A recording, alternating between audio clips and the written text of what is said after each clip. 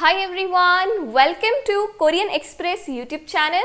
So here comes the part 2 of our video series in which we are learning medical related terms in Korean language.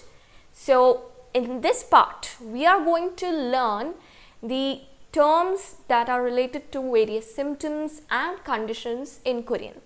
It is very important for us to learn such terms because suppose if you are suffering from any medical condition or you are sick, then you should be able to explain the symptoms or the conditions that you are having. So it becomes very important to learn the Korean terms for various symptoms and conditions. Also, if you have not watched the first part of the series, then you can go and watch it on Korean Express YouTube channel. Now, let's start with the second part. Alright, here comes the Korean word for cough, and that is 기침, 기침. Now let's see how to say headache in Korean, and it is called 두통, 두통. Next comes the word for fever in Korean, and that is very easy, just one syllable, 열, 열. Next is the word for vomiting, and that is 구토, 구토. Now let's see how to say cold in Korean, and it is 감기, 감기. Next comes the word for high fever, and that is 고열, 고열. We just saw that the word for fever is 열, and for high fever is 고열. Okay? Now is the word for stomachache, and that is 복통, 복통.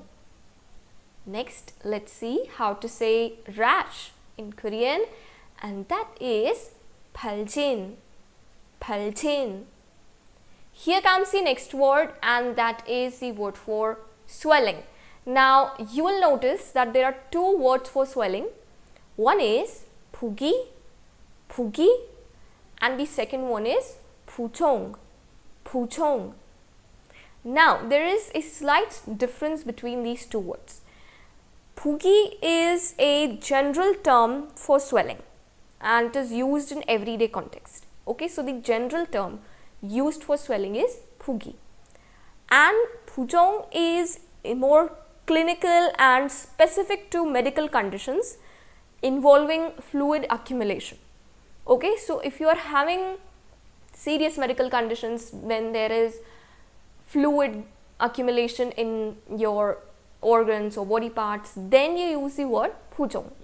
But for general swelling, like you have swelling somewhere on your skin, then you use the term 부기. So 부기 is the more general term for swelling, and 부종 is a clinical term. Okay? Next is the Korean word for runny nose, and that is 곤물, 곤물.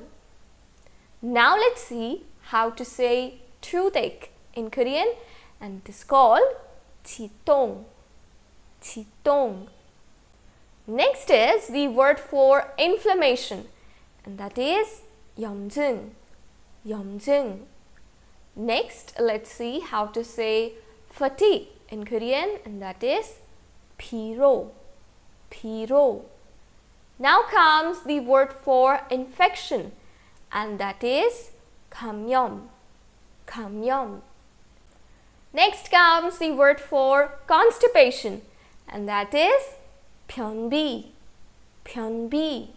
Now let's move ahead and see how to say high blood pressure in Korean, and that is 고혈압, 고혈압.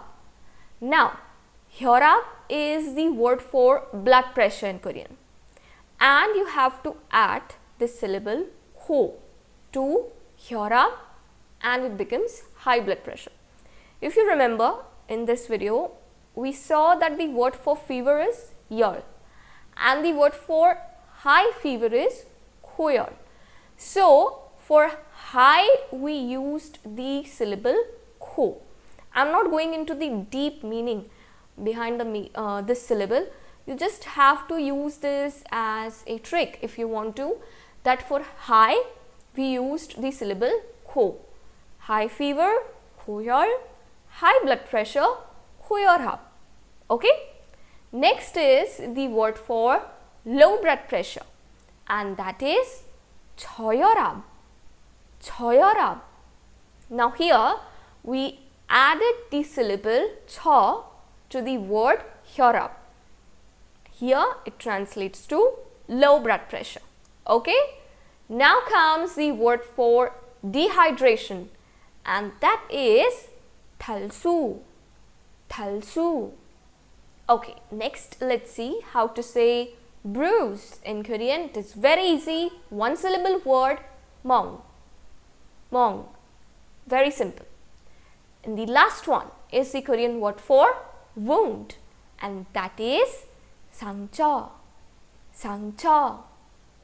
Alright, so today we learned various medical terms related to symptoms and conditions in Korean language. I hope you liked this video. Don't forget to like, share and subscribe Korean Express YouTube channel. Thank you.